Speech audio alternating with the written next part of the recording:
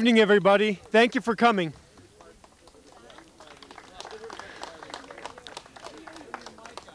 Well, the mic is just for the recorder, but I will try to speak loud. I want to give you a little history of our bridge. Back in 1888, this portion of Block 14, this 25 feet over here, was sold from the Park Hotel to Alexander Watson. He wanted to use it as the bridgehead to connect the bridge from here across the river. In 1892, when he started building the bridge, the village brought suit against him in Superior Court, claiming that Block 14 was a village park. Evidence was introduced that the Village Improvement Company had built a refectory, a pavilion, and a pagoda on Block 14 and maintained the same for a long period of time. The decision was made that Block 14 was not a public park, but was private property. The village appealed the case to the Illinois Appellate Court. That was dismissed. From there, they went to the Supreme Court. And guess what? Block 14 was declared never to be a public park, and Watson's title was good. Needless to say, at that time, the village really didn't want a bridge here. Now, cooperation has changed completely, and they do want the bridge here, thankfully.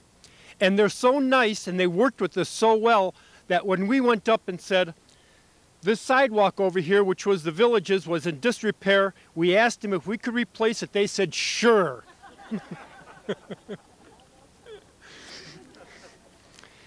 Back to 1892. Watson had a French engineer supervise the construction of a wood bridge on steel cables that were anchored to 2 concrete blocks on each side of the river, which I believe are those. Or someplace close to those, because those probably aren't the original. After about 15 years, the toll of spring floods and ice jams weakened the bridge to the point where the bridge was condemned. This was approximately 1908. In 1932, I found an article from Susie Bartholomew that stated that a more modern structure with concrete supports set right in the riverbed would be built. So that's probably one of those bridges on the right-hand side over there. In 1940, the old bridge, the one we just repaired, was constructed. And in commemoration of Wallace Caldwell, a member of the Cook County Board of Commissioners. That was 62 years ago. And now, 110 years after the first bridge was put here, we rededicate the 4th structure on this site. We wish we had more information about this bridge. We don't. We went to Susie Bartholomew over there and from the Riverside Historic Society and asked for things, which she brought us, but she said they had a wonderful file of information that somebody borrowed for research and has never returned. If anybody finds it in your files at home, please let Susie know so we can get more information on the bridge. The Township Board is very pleased to rededicate this bridge and to put a new bridge here that will last for hopefully another 62 years, hopefully longer. It's a lot more secure than the old one and stronger, more durable, and we hope will be enjoyed by everyone. My son has already informed me that it swings better than the other bridge. And he's also told me that it's wider. I'd like to thank you for coming. We have State Representative Bob Biggins over here. We have some of our trustees from the village.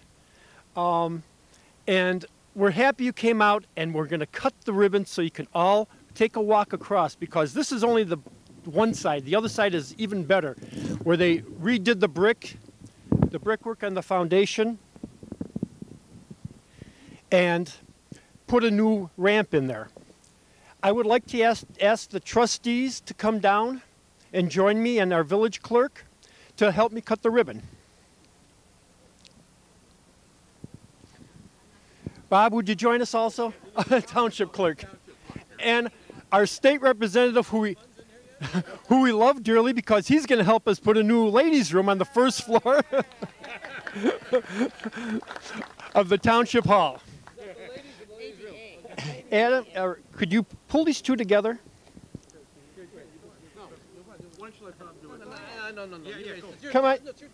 Come on, let us join me in holding this, and you'll hold the microphone because I've got to do this right-handed. Good. All right. Now, please join me for a tour across.